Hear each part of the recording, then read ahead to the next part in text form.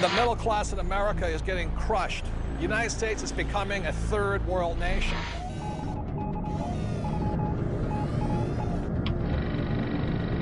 We're now at the most critical juncture in all of humanity. Well, this is the year and next year of the commercial crash. This is going to be the biggest wealth transfer in my lifetime. All the more reason to protect your assets. What they're always trying to do is predict, and I think the word is preparation. Most people throughout the world are not financially educated. The whole world is based on debt. You can count on the government destroying the dollar. You're really that worried about Goldman Sachs and Lehman Brothers?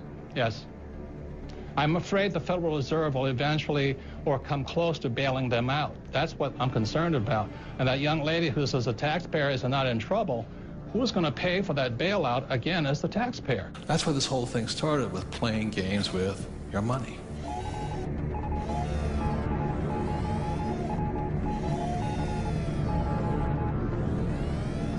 I think the biggest attitude to take is the opposite of what the papers do. Money does not start in your hands. Money actually starts in your head. And so what people have are these age-old, industrial-age beliefs, sacred cows such as go to school. Everybody says, yeah, you got to go to school, but you don't learn anything about money. Once I understood the game, then I could decide which way I wanted to play the game. So some of you who watch this program are going to say, well, that's not fair. Well, we're not trying to be fair. There is no fairness when it comes to money. Either you're a winner or you're a loser. That's all my job is, to inspire you to use this. Don't be a Pavlovian dog. I guess what a sacred cow is, if you define it, is something that everyone kind of accepts as truth, and it's taboo to say anything bad about it or go contrary. There's a lot of these things that I think are really serious. They hurt people. Why the sacred cows is because we have been taught things that really are, number one, don't apply today. The thinking is obsolete, and it's putting people back into dire financial consequences because they're following old, outdated advice. Today's world's different than it used to be. The way things always have been done aren't working, and it's time that somebody stands up and shoots a few sacred cows so that people stop suffering. We've got a lot of financial storms. Will they dissipate? I don't know, but if they don't, boy, we need to be prepared, don't we? The whole world is based on debt. It's trying to deflate, and governments around the world are fighting the natural deflation tooth and nail. Debt is like a handgun. It can be either used to protect you or it can kill you if you use it the wrong way. The way I grew up, I had zero financial education because we had zero finances.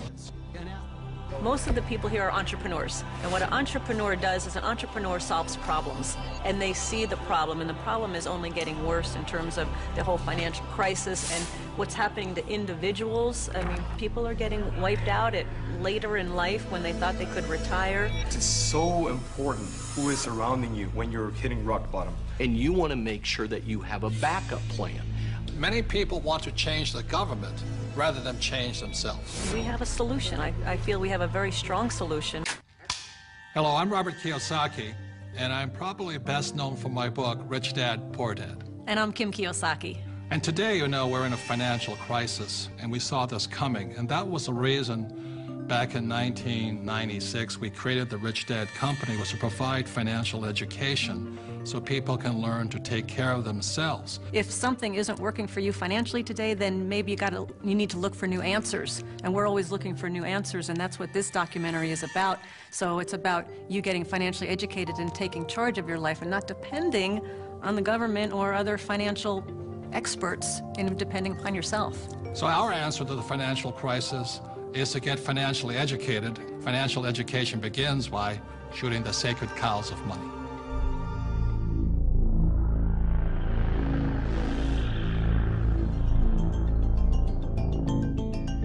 Hello, I'm Robert Kiyosaki. I'd like to introduce you to my team. In actuality, the Rich Dad Company has thousands of people all over the world working with us or for us. But these people are the core of my team. They're friends, most are entrepreneurs, and they're my advisors. Many have written the Rich Dad Advisors books. Most of us know what a soccer team looks like, or an American football team, or a baseball team. In business, successful people have great teams because business is a team sport. And one of the reasons so many people hurt financially is they're individuals playing against massive teams like big banks and things like this. So if you're going to be successful, you have to have a great team, great partners, great friends. The mission is to change people's lives through financial education, because most of us are entrepreneurs. We run our own companies. And as you know, right now the world is in a massive financial crisis. And for many people, they woke up to the crisis around 2007 when the subprime mess hit. But in reality, this subprime mess or this global crisis, and it is a global crisis, has been brewing for years. And today, people are struggling, people losing their homes, their jobs, their savings. Also, the rich are getting richer.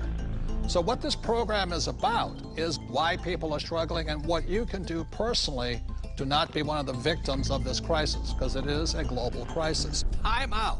You need to know the 5 elements of financial education. Element number 1 is history.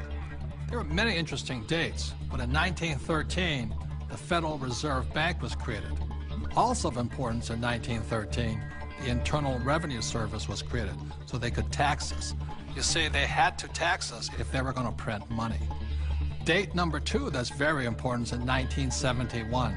In 1971, President Richard Nixon took us off the gold standard.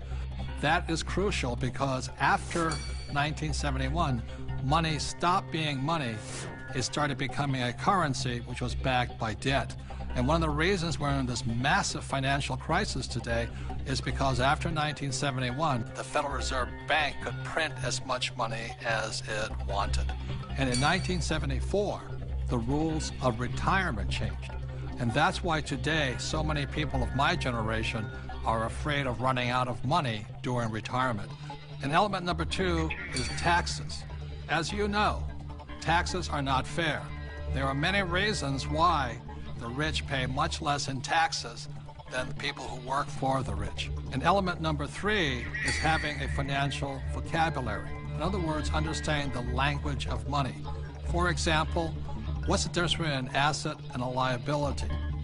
Capital gains versus cash flow, or fundamentals versus technicals. That's all part of a financial vocabulary. Number 4 is wealth protection.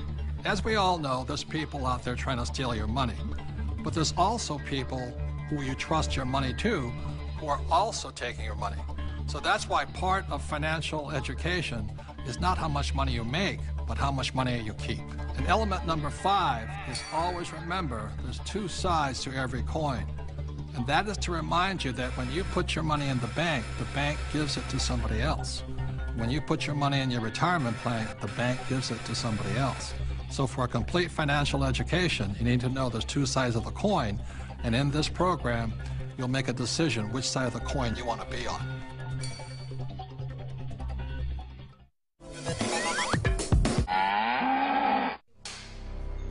But one of the biggest sacred cows of all is go to school. And many people think I'm anti-school. That is not true. I'm anti-ignorance. So I'm very pro-education. I'm just not pro being stupid about money. I think that's true, that what you said is education is more important now than it's ever been. That's right. So the problem is that the schools focus just on 2 kinds of education. There's the academic, which is really important. Reading, writing, arithmetic, you need to have it, that's basic. And the second type of education they give is the professional kind of education. So if you want to be a lawyer or an accountant or a teacher, then you need to go to school and get those certifications. But the one kind of education that's lacking severely in the school system as it stands is financial education. Time out. An important part of financial education is having a financial statement, which is an income statement and a balance sheet. Now, when you go to your banker always asks you for your financial statement, not your report card, because your financial statement is your report card once you leave school. Your financial statement will tell you whether or not you're smart with money or not smart with money, because that financial statement is your report card of your financial intelligence. I put on my Facebook one day that we need to teach our children financial education, and I received a comment back from a teacher that said, who's going to pay for it? We're all going to pay for it if we don't start educating our children in school. This is a very hot subject, but our schools are training people to be employees, to work for the rich. The second thing I don't like about school is how dare they label a kid as smart or stupid at an early age. The reason I'm sensitive to that is because I was labeled stupid right off the start. And it wasn't that I was stupid. I was bored, and I was not interested, and it was none of the subjects I wanted, and nobody could tell me how I was going to use calculus. I kept asking my teacher, how am I going to use calculus? And they couldn't tell me. Are they training to be an employee, or are they training to be street smarts? See, my poor dad was school smart, my rich dad was street smarts, and I'd rather be street smart today. Well, there's a total lack of practical education is really what you're talking about. And I found that. I'm an accountant, and I have a master's degree. And you're an A student, right? And I'm an A student. We'll forgive you. So, thank you. But when I went to school, the only financial education I got was specific to my profession. Okay, there was no general financial education. I could have gone all through, gotten a master's degree, got a PhD in my field without any specific financial education about how to handle myself once I got out of school. Right, and people say to me, well, I learned economics in school. Is economics financial education? Not really. You know, it's not about investing, it's not about the laws, it's not about taxes, it's not about history. Well, Robert, as a lawyer, I see all sorts of people walk through the door. And some are highly educated, and some have no education at all, but like you said, they're street smart. And the first time I saw this type of client, I thought, wow, he's doing pretty well. He didn't go to college, but he's got all this real estate. And then there's a pattern that develops where you see a lot of people who never went to college, but are street smart and have done very well. I can just say, I was talking to a woman the other day, she's a just as you're saying, highly successful doctor. Very, very successful. Medical doctor, very smart in so many ways, but when we were talking, she finally looked at me and she said, oh my God, she goes, I have not a clue about my money. She's 45 years old, not a clue. And you think that because they're successful, they know something about money. But so many people don't, because so many of us haven't had the education. School puts us in a culture of dependence. We depend on three things. We depend on a corporation to take care of us, or we depend on government to take care of us. And the scary one, I think, is we depend on institutions. You know, the people we run our 401ks to take care of us. Stock market. And we put ourselves, we rob ourselves of the independence to think freely as entrepreneurs or investors, and we just become dependent on those three entities. And it's brutal. And Mr. Maloney, you never finished school, did you? No. I failed school, but more than that, school failed me. I was dyslexic. They didn't know what it was back then, but basically, I was just like you, bored stiff. I got put in all the remedial classes, so I was in with the dumb kids, basically. They weren't teaching me anything I wanted to learn or anything that I would ever use in my lifetime. And the reason I bring up Michael, most people agree he's probably the smartest guy on this team. And the problem was, again, was Anita says, there's three kinds of education. There's academic, reading, writing, arithmetic. There's professional, become a doctor, a lawyer, in my case, a pilot. And number three is financial. But Michael was put back because of academics, because you can't read, right? Right. So how did you learn how to read? Oh, well, Apple came out with OS 10 at the beginning of the last decade. And you can just select text and hit a button and the computer reads to you. Most people don't know it's built into the operating system. But more, I developed a passion for global finance and economics, and monetary history, especially. And passion drives you. Now we can't shut them up anymore. So I'm going to blame Apple for that. School's a solo game. I didn't do well in school. I did very well in sports. And in sports, you learn to compete. You learn to deal with pressure, teams, goals. And school is more so individually. I'm competing against everybody, and teamwork is cheating in school. Some of us cheated better than others. And I'll just say last thing about school and money, which is a sacred cow. One of the things that really upsets me about schools and money is this. In America, schools are based upon real estate tax. In other words, if you come from a rich neighborhood, the real estate tax pays for better schools. If you're from a poor neighborhood, you get less money. So anytime somebody tells me schooling is about being fair, that is, when I look at the numbers side of it, is if you're poor, you're getting the worst possible education. And to me, that is cruelty. So how does a person learn about money? How does a person increase their financial intelligence? This diagram, called the cone of learning, provides some interesting clues. The cone of learning was created by an educational researcher named Mr. Dale in 1969. And what he found is that the worst way to learn is by reading or listening to a lecture. And the best way to learn is at the top, which is simulations or games, and then doing the real thing. The interesting thing is my poor dad, who was good at school, thought that reading and lecture was the best way to learn. My rich dad taught me to be a rich man at the top of the cone. He taught me using the game Monopoly. You know, 4 greenhouses, 1 red hotel. 4 greenhouses, 1 red hotel. And then we went out and did the real thing. So one of the ways, if you want to learn without much risk, is by simulations, play games. The reason my wife and I created the cash flow game was so that you could play and learn physically, mentally, emotionally, but make a lot of mistakes with play money. So how many people in this room have made financial mistakes? You know, the only thing we were ever taught was maybe how to balance a checkbook, how to have a savings account, those basics. Financial education is like learning another language. Yeah. You know, when you learn real estate, it's a different language than stocks. It's a different than entrepreneurship or commodities, oil or gold. I say this all the time in Mexico. If you learn English, you can do business with the whole world. When you learn to speak the language of money, it opens up a whole new world. Yeah. And unfortunately, in our school systems, we don't teach the language of money. We teach people the language of becoming a doctor, lawyer, or an employee. And the next sacred cow is get a job, or go to school and get a job. Now, the problem with getting a job is, who do you think pays the most taxes? The owner of the business or the worker? To that, I'll turn to my accountant here, Tom. Well, it's clearly the employee who's paying the most taxes. And, you know, I started as an employee right out of school, and I was paying high taxes. Even though my job is to reduce taxes, I was paying high taxes. And then I started, I know, ironic, isn't it?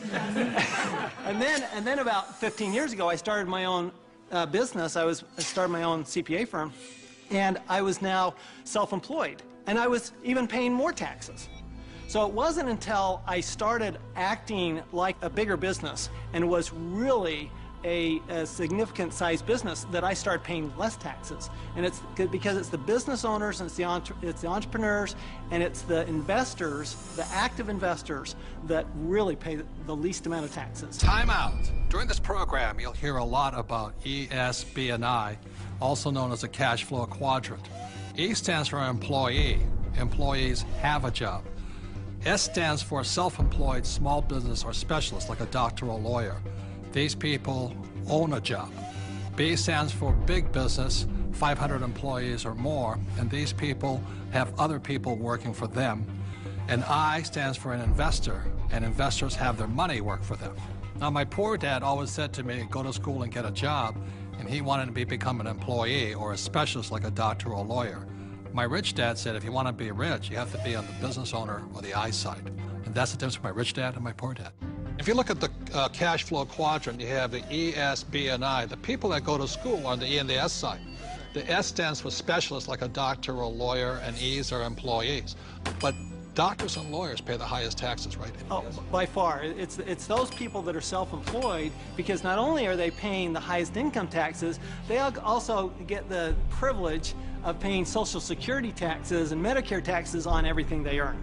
So they're paying extra taxes just to be in that S quadrant. Right, so when you go to school, again, this academic and professional, you go to school, and my mother wanted me to be a doctor. If I had followed in that footsteps, I'd be paying the highest tax possible. And they make a lot of money, but they pay the highest percentage in taxes. So that's why this relates back to go to school. That's right, and they actually have the fewest options of reducing their taxes. The tax laws are really geared towards those people who are creating jobs. You know, and those are the entrepreneurs, those people who are creating housing and, you know, building real estate, because the government understands that's what we need. You know, we want the private sector to do that, and so we're rewarded for doing what the government wants us to do. And that's really all the tax law is. It's a system of rewards for people, what the government wants you to do. Plus, you know, the other part of it, too, is this whole idea of getting a job. There was some kind of a myth out there that goes with get the job, get a safe, secure job. And so that by getting a job, somehow you're going to be taken care of for the rest of your life. And all you got to do is pick up any paper to see how many tens of thousands of people are losing their jobs. There are no safe, secure jobs. And now we're competing with India and Asia for jobs that were sacred to America at one point in time. So this whole idea of having a job that was secure is probably the most insecure thing you could be doing right now. The idea of a secure job is an industrial age idea. Exactly. The only option is put into your head is go get a job. And I wasn't around. Brainwashing. Yeah, I wasn't around entrepreneurs. I wasn't around business owners growing up. I was around employees. When I first started my company 15 years ago, I went back to my class reunion, which is always an interesting thing. And I remember saying to them, yeah, you know, I started a company about 5 years ago, and they looked at me like, oh, and some of them even said it. They go, you're so brave. And I'm thinking, you know, I've had this company for 5 years now. That is the longest I had ever worked anywhere. See, without financial education, you have to get a job. What's tragic today with so many people losing their jobs, they go back to school to get another job, but they're now competing with their kids. You know, that's insanity. So we're not saying jobs are bad. We're just saying as entrepreneurs, our job is to create jobs. The government doesn't really create jobs. They need more entrepreneurs. I didn't even know there was another option growing up. I didn't know there was another option. I didn't know. I thought all you could do was get a job. So again, it's not right or wrong to be an employee, but I'd like to know what my options are. Right, because when you were in school, did they say go to school, get your diploma so you can become an entrepreneur? No. I mean, you'll never hear that in the school system. No, they said work your way up the ladder, get the bigger paycheck, get a better job, higher pay. But you're right, job is the only option that you'll hear in school as a rule. And job stands for just over broke, you know? Well, to me, the real issue with the job is it's the highest risk profession you can have because you only have one client. Now, you know, when I started my business 15 years ago, it was after being fired from a job. And what I recognized was that, you know, I had no control over my life because I had one client. That was my employer. Whereas now I have hundreds and thousands of clients. One client fires me, it's not the end of the world. You know, now my risk has gone down considerably, almost to nothing, where when you have a job, I mean, it's just a high-risk play. Plus, the other thing is you're in complete control. That's the piece that I like. I like being able to, if I lose a client or you're an entrepreneur because nobody would hire you. I'm unemployable, there's no question. But it's nice, like you know, like if you're going to lose some business or you do lose some business, you can go out and generate business and fill that gap. Financial security is more important than job security. Time out. E's and S's get punished for making mistakes or they lose their job. B's and I's get richer from their mistakes because they learn from their mistakes. The next sacred cow is work hard. Because my poor dad, a school teacher, great guy, PhD, he always says, I'm a good, hard-working man.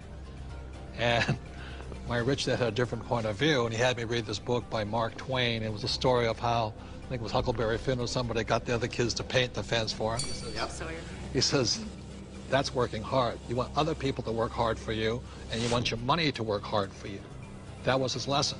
And a lot of people really, you know, they can't wait till Friday because they hate their work so much, and they dread Sunday because they have to go back to work. With us, I would say most of us are working 24/7, but we're working differently.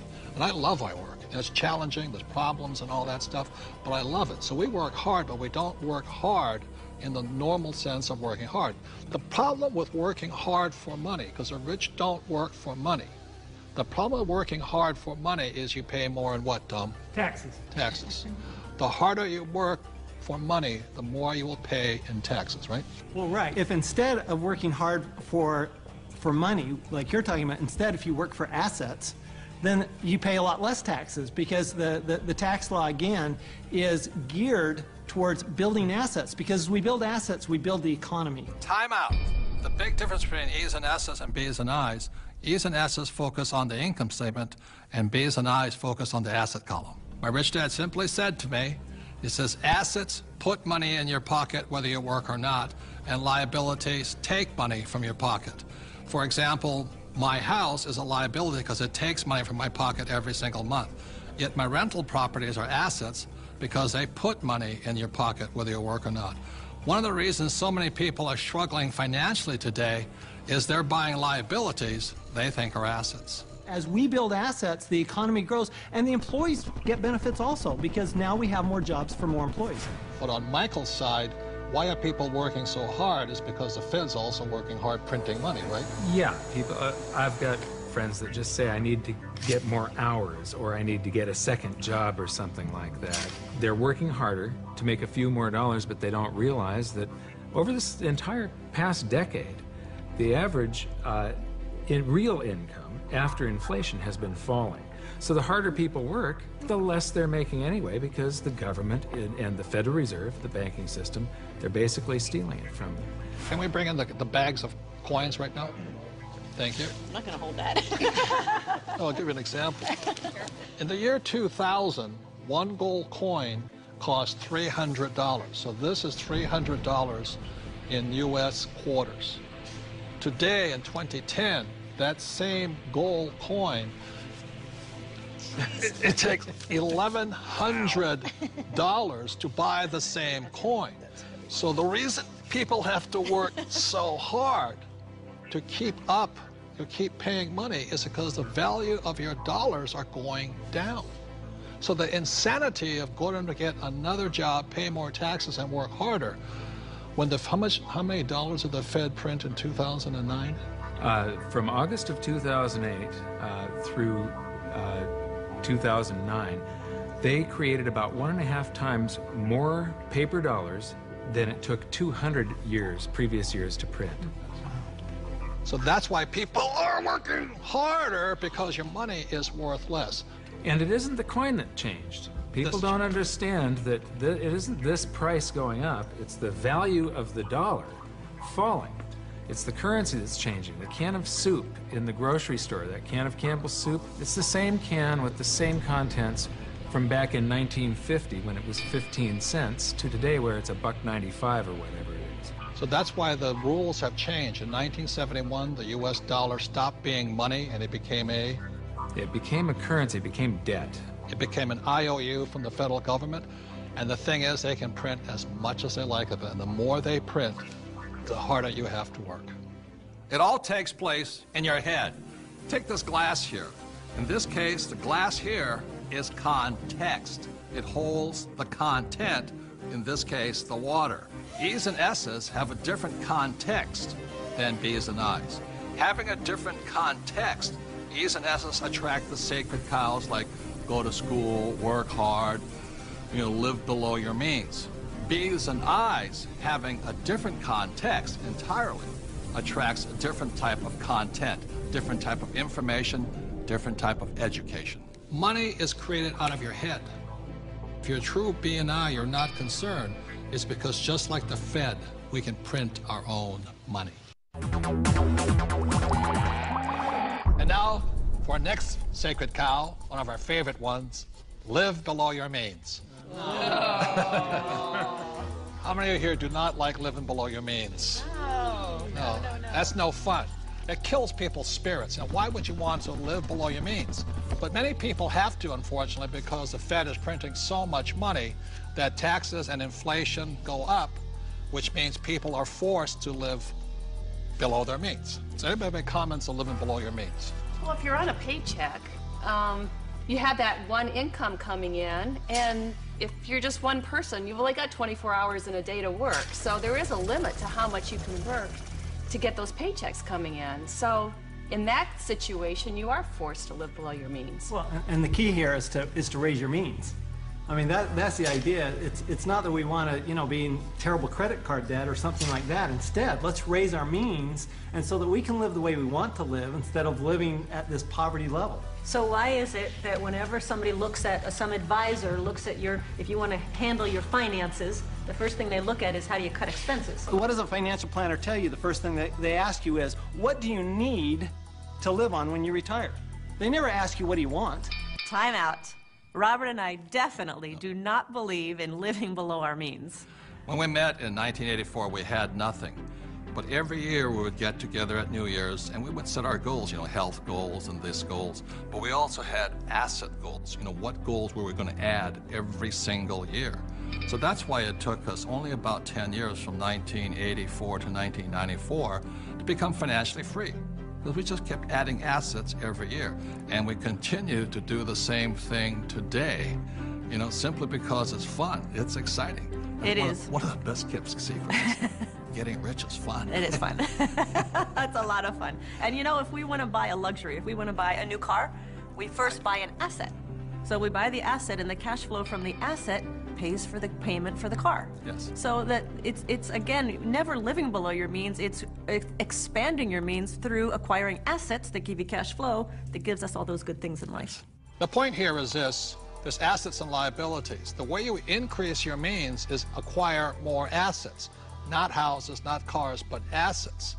So the reason so many people struggle financially is they have no financial education. They may be a good doctor, a lawyer, accountant, or a rock star, but if they don't know the difference between assets and liabilities, and they keep buying liabilities instead of assets, they have to keep living below their means.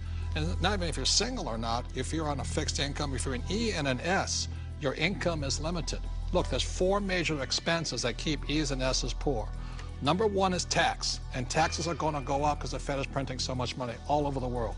2 is debt. People leave college with tons of debt, credit card debt to make ends meet, and then their house because they think it's an asset. 3 is inflation. Inflation goes up because as taxes go up and prices go up, then inflation goes up. And 4th is retirement. You must put something away for the day you stop working. So those are the 4 main reasons E's and S's, a general rule, have to live below their means. But if you have financial education and live on the B and the I side, you can increase your means by increasing assets. I think a lot of people accept mediocrity, and in order to be able to grow in business, in order to make more money, you have to step out of that comfort zone and stop being mediocre. Or hoping the government's going to save you. I think live below your means is one of the greatest spirit killers there is. There's a lot of people who like being poor. I'm not making it right or wrong, but that's definitely not what I like to do. And Kim and I, we definitely don't live below our means. No, I definitely do not like living below my means. I've done it when I was in college, you know, and that's because that was exciting times and all. But I get inspired when I have to create. When I get put in a position where I need to create something new, not contract. I want to be bigger than I am, not less than I am. And I think people are being taught to be less than they are instead of inspiring people to be more than you are. Well, and that's the issue with the idea of a budget, right? A budget is all about cutting. It's all about slicing. It's all about being less than you are. Whereas if instead you were looking at something like a strategy, or you're looking at projections into the future, what can I do as opposed to what can't I do? To me, that's the big distinction. Well, and a lot of it comes from fear too. You know, I think people are afraid of their futures. They're not sure where the futures are gonna lead them. So they think, well, I'll live below my means. I'll save. I won't allow myself to have this small luxury, that small luxury. And then, of course, you know, they fall off the wagon. Well, the worst thing is... And then they feel bad about it. Yeah, so the worst thing is they cut back on their expenses and they save money. Right, Mike? That's the worst thing they could do. Right. Depreciating money. It all goes back to the questions you ask. I mean, when you say, I can't afford it, I don't have the money for that, you know, a better question would be, how can I afford it? How can I get the money for that? Expands your mind. And you know, in my community where I grew up, living below your means was pretty much a step up. Being honest. We didn't have any means, and we didn't live, and we didn't know how to live. It was basically survival. And some of the ways we created those means were, of course, by legal definition, illegal. But you know, that was the way we survived, and that was the way we got by. So now, living below your means is something is completely opposite to abundant living, which is what I believe in my faith is abundant living. The opposite of that, to me, is not the way that God intended for us to live. So that's why I think it's absolutely criminal our school system does not teach us much about money. And what they do teach us, they tell you put your money in the bank, which means you lose more money, and they talk to a financial planner who puts you in mutual funds. That is not financial education. That is educating people to give more money to the rich. That will also cause you to have to live below your means. Yes. That's right. That's what they're training you to do. Well, and while you're at it, you're going to be paying more and more taxes because you get no tax benefit for living below your means. And that's the problem. Is they say to a child, go to school and get a job or become a doctor and lawyer. you will pay more than your fair share of taxes, and then you too will have to live below your means. If you're playing defense instead of offense, you're just hiding and trying to play it safe and saving money, and you never manifest. You cannot be who you're supposed to be. I say it's time to get financially educated and take care of yourself. And now we're going to the sacred cow of save money. And in 1971, President Nixon took the dollar off the gold standard, basically took the world off the gold standard, and money was no longer money. So people are no longer saving money. So just to reiterate again, this is $300, what an ounce of gold was worth in the year 2000. So Kim, lift that. Okay. All right, and so this here is 1 ounce of gold in the year 2010, and it's now $1,100. Ugh, and this is why people are working so hard. I can do it. I can do it. Yes, I can do it. Barely. So the big reason I've said in my books for years that savers were losers is very simply because in 1971, the dollar stopped being money, it became debt. Right, Mike? Yeah, the rules all changed in '71. Before then, somebody, when they became working age, they could expect to put away 10% a year, and by the time they got into their 60s, they could retire on their savings account and expect to live off that interest. And in '71, everything changed, and they started creating currency on a massive scale. Worldwide. Ever since then, worldwide. And that is what causes inflation and the loss of purchasing power. So people thinking that they can retire, you know, back in the 50s, if you got $100,000 or $50,000, you could retire on that. You know? So for my mom and dad, you know, the World War II generation, the industrial age generation, it was very smart to save money. For our generation, the baby boom generation and all, saving money could be the most stupid thing you can do because the system is stealing your wealth through the very thing you work for called money, which is not money anymore. Right. Real money is actually gold and silver. Money has to maintain its value over long periods of time. Currency doesn't have to. And this is historically, has always been, for thousands of years, this has been money. 5,000 years, this has been the predominant currency. It became money when somebody minted it into coins in Lydia in about 680 BC. And each unit had the same buying power as the next one. They became interchangeable. So let me ask you this. This printing of money out of just paper, this has been tried before, hasn't it? Many, many, many times, and there's always one result. You get far, far higher prices of everything, but especially real money. When they start creating a whole lot of currency, eventually gold and silver lie in wait.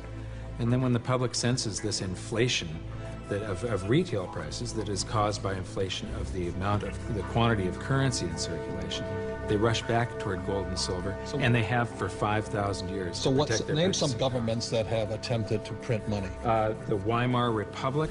I don't know what I just did with that $100 trillion bill. He's got a Zimbabwe. The Zimbabwe, yeah. Look at this one. This is the most recent, a $100 trillion note.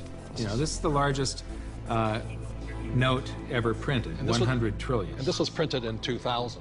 Yeah, but when Zimbabwe was created as a country, when it went from Rhodesia to Zimbabwe, they were, the Zimbabwean dollar was on parity with the US dollar. $1 US was the same as a Zimbabwe dollar. This doesn't buy anything today. It doesn't buy a cup of coffee. Doesn't even buy a cup of coffee? No. In fact, they have ruined it by putting ink on it. You can't write you can't write a list, so it would have been more valuable at this point if it was blank. Right. See, the Greeks did the same thing when they started clipping coins. They just take the silver off of it. The Romans tried it, the English tried it, the Germans tried it, the Chinese tried it, and now the US is trying it. Yep. And so that's why saving money is probably the biggest mistake you could make right now, because today money is no longer money. It's now debt. I can vouch for that because my leg is now numb. So all currencies throughout the world are in trouble, the same way this Zimbabwe dollar is in trouble. And that's the problem with saving money. After 1971, it was no longer money. Than 70% of all the currency on the planet is U.S. dollars. If the U.S. dollar goes, the world goes with it. I'm preparing by getting fully diversified. I buy both gold and silver.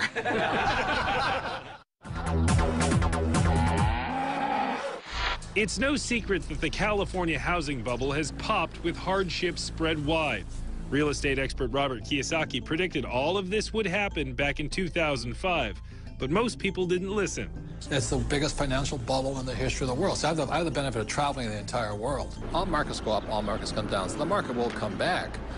But right now, it's going to be a sled ride down. It might be down for a long time, simply because it's going to take more of a down payment because nobody trusts anybody anymore. And the next big sacred cow is your home is an asset. See, in 1997, I wrote in Rich Dad Poor Dad, your house is not an asset. And at that point, every realtor stopped sending me Christmas cards. Because your home is not your asset. Your home is actually your bank's asset if you could read a financial statement. So, Kenny, you own lots of real estate. Yes. Is your home an asset? No, not my personal residence. A lot of people are in trouble today. Yeah. It doesn't produce any revenue. You know, I pay the bank every month. It's the bank's asset. Yeah, and what everybody's telling me, my house has appreciated in value. Again, that's capital gains versus cash flow. And what the people are finding out now that the real estate market has crashed, and this is all over the world, the value of their home has been sucked out.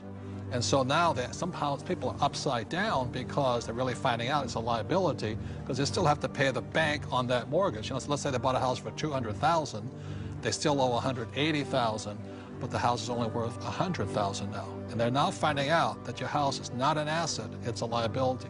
And I'll tell you, I'm the largest originator of FHA and VA loans in the entire country out of everybody. I rent. What does that tell you? But as an accountant, is a house an asset? Oh, no, you know, the bank considers it, you know, they'll say it's an asset, and the financial planners will say it's an asset, but the reality is it's not an asset unless it's putting money in your pocket. And a house just drains money from your pocket. And the thing that one of my little pet peeves is that people say, well, if you own a house, though, you get a deduction for the interest. Yes, but it's money out of your pocket, and the best you can get is 40 cents on the dollar.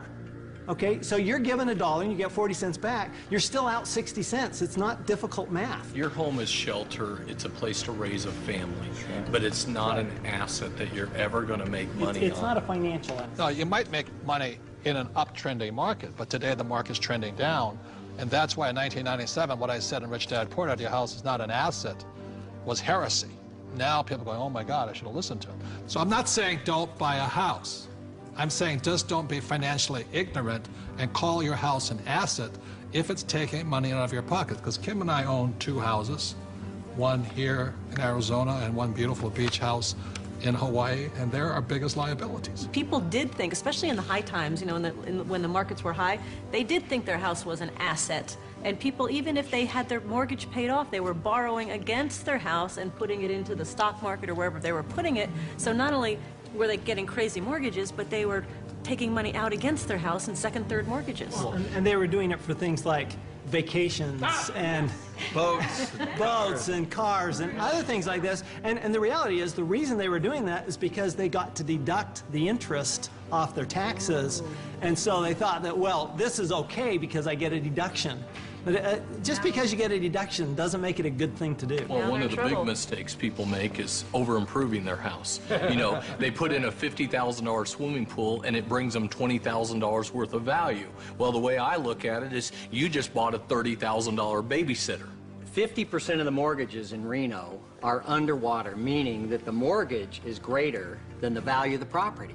All right, and this affects the whole community because people aren't able to sell their homes and move to a place where they can get a better job.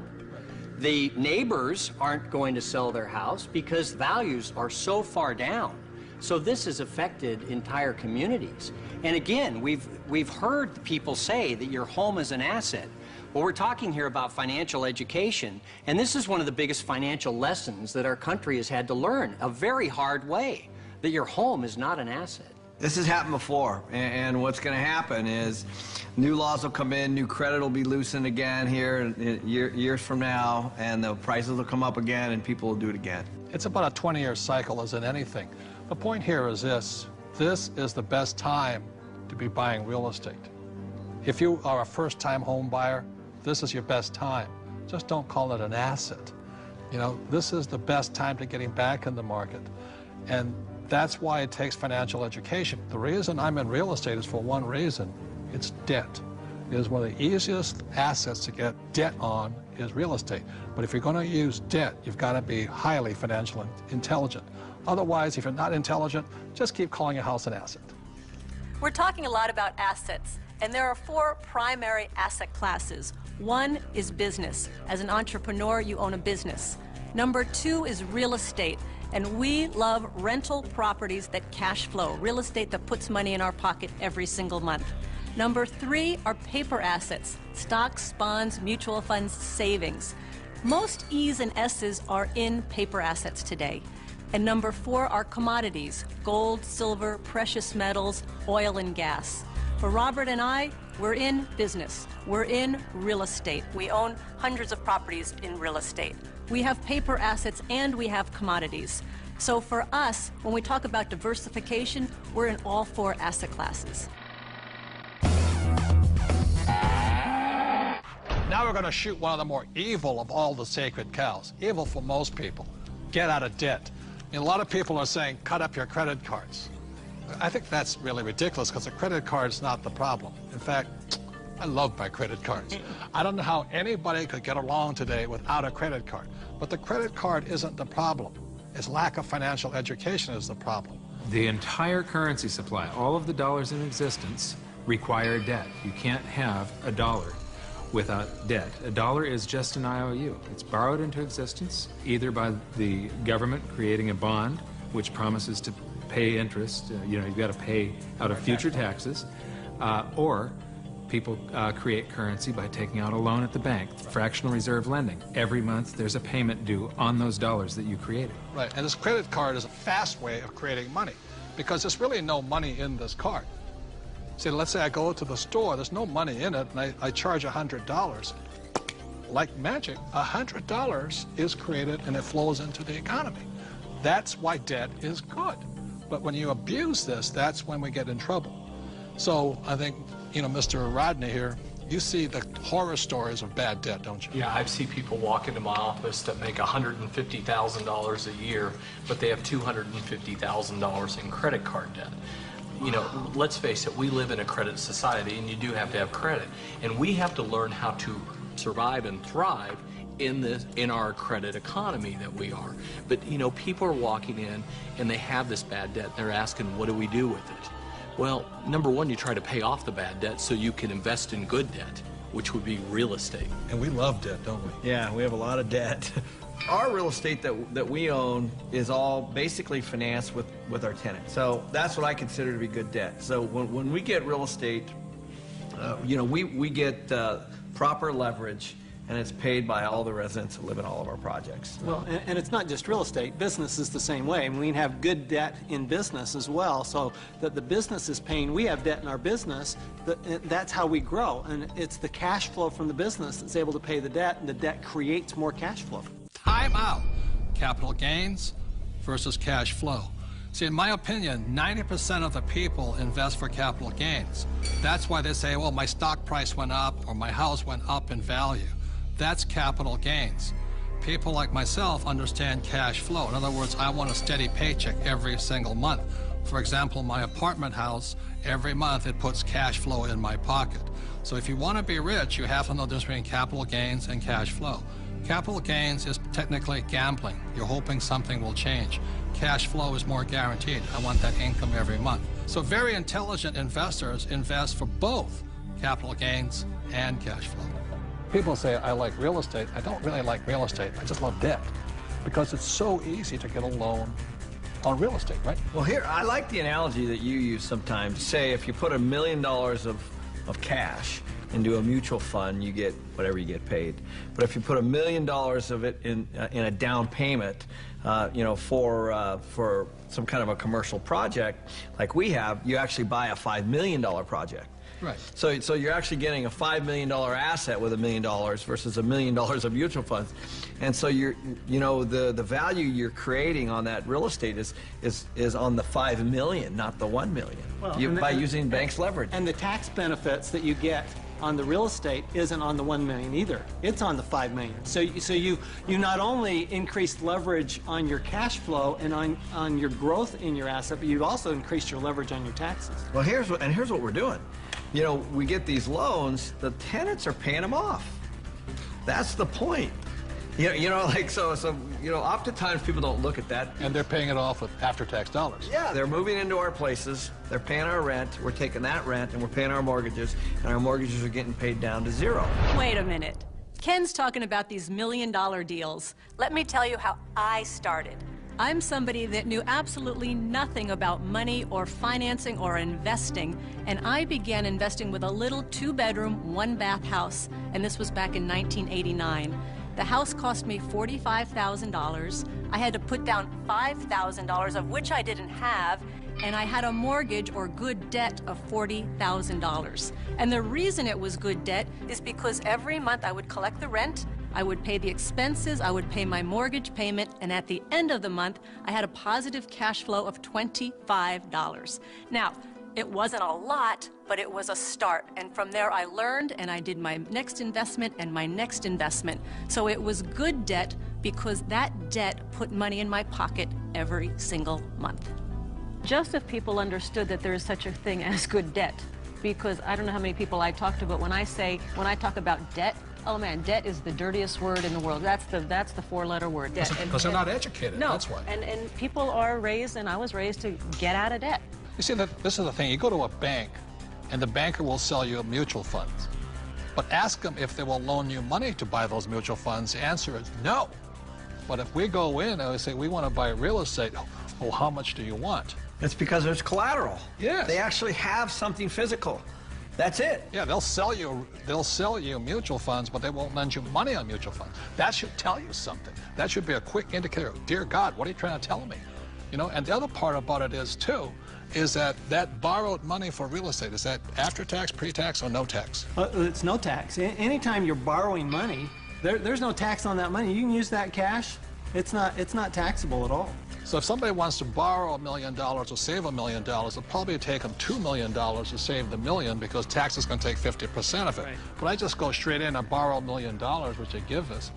It's great money. I love my banker. I'm not saying bankers are bad. They're fabulous because they give us the money. All they want is their interest. We keep all the appreciation, depreciation, amortization. We keep all of it. They're the best partners of all. So I'm not anti-bank and I'm not anti-debt. I'm anti-lack of financial education because there's good debt and there's bad debt.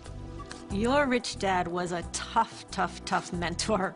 But, you know, I think some of the greatest mentors are tough because a really great mentor will push you to go beyond where you think you can go. And that's some of my best mentors. That's what they've done for me. Yeah, and I didn't always listen to my rich dad. I still remember I did the real estate course, you know, and I went running out in Honolulu, and I found this condo, and it was for $64,000, and it didn't cash flow. So I went to see my rich dad, and I said, but it's going to go up in value. In other words, capital gains. He says, never buy anything that goes up. It must cash flow. And I said, no, it's going to go up. And we argued and argued and argued. And this is what he said to me. He says, if you start investing for capital gains, someday you will lose big time. So that I let that condo go. I didn't pay $64,000. Today it's probably worth $300,000. But I learned a lesson from my coach, my rich dad. If I had gotten into the habit of buying for capital gains, either the price of stocks going up or real estate going up, I might have been wiped out in this crisis. So that's why a coach and a mentor keeps you onto your plan. And helps you create and develop very, very good financial habits. Because if you have poor financial habits, as you're in your personal life, you're going to take those into your investment life. So one of the most important things is they will help you develop great financial habits. Because when markets go up, greed sets in, and greed makes people stupid. After 1974, the rules of retirement changed, and suddenly it forced E's and S's into the I quadrant with no financial education, and they started to put their money into these retirement plans. And suddenly, voila, a whole new industry was born called financial planners. And today, It takes 30 days to become a financial planner. It still takes a year and a half to become a massage therapist. You know what I mean? What do you think of mutual funds? I think they're a great way to make money if you sell them to other people.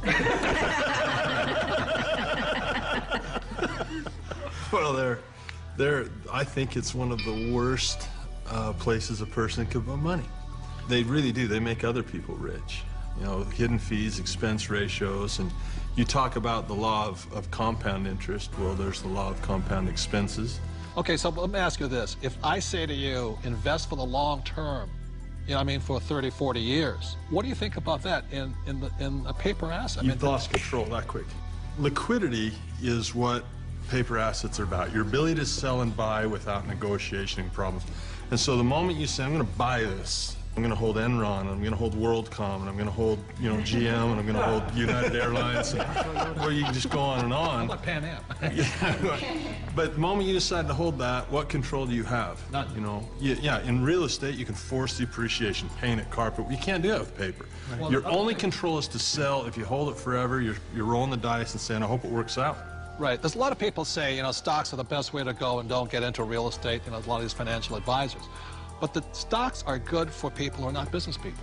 You see, as entrepreneurs and real estate people, when you look at a financial statement, I personally am responsible for income, expenses, assets, liabilities. But as an investor, even in Microsoft, I have no control over income, expense, assets, and liabilities. Is that All correct? you can do is sell or hedge. That's all you can do.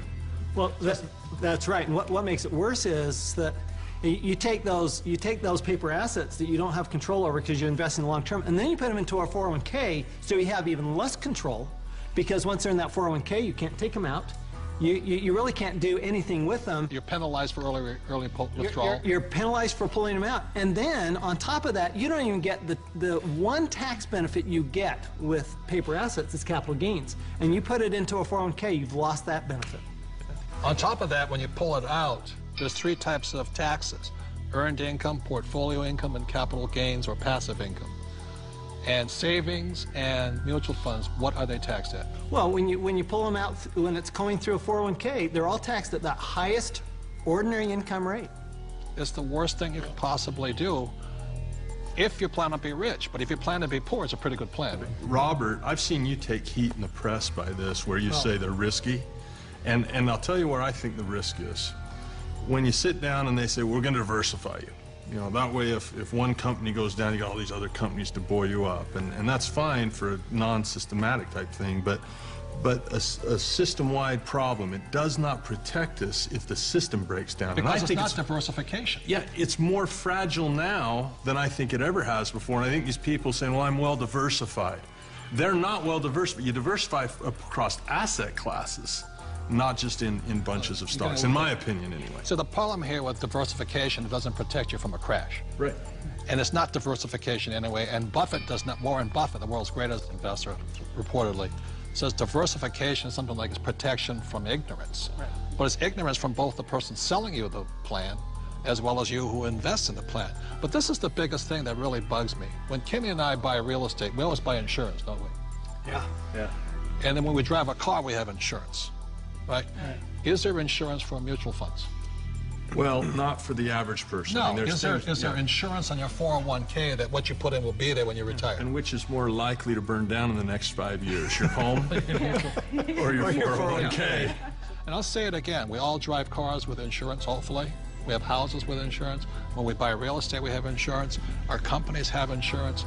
But the 401k, all these retirement plans, there's no insurance on them. So if it crashes, they lose everything, and the mutual fund companies walk away with the money. And that's a higher level of education, because most people don't know how to hedge that. Nope. They don't know how. I mean, it's possible, but if you interview the average person, yeah, that's what we teach. That's what our advanced courses teach us, how to play But the average person, I liked what your comment said. If you poll the average person, you say, tell me the difference. This is a very basic question. What is the difference between a defined benefit pension plan and a contribution plan? Most of the people I talk to do not know that difference, and that is not a minor thing. That is a major deal. Time out. This is a very important point. You see, in 1974, the rules of retirement changed. Prior to 1974, most people, like my parents, had a defined benefit pension plan. What that meant was that they received a paycheck for life. After 1974, the entire world started on to a defined contribution pension plan. What you put in is all you get back. And that's why these defined contribution plans, so many people are terrified of running out of money in retirement, simply because with a defined contribution plan, you can lose everything in the market crash, or you can run out of money before you die.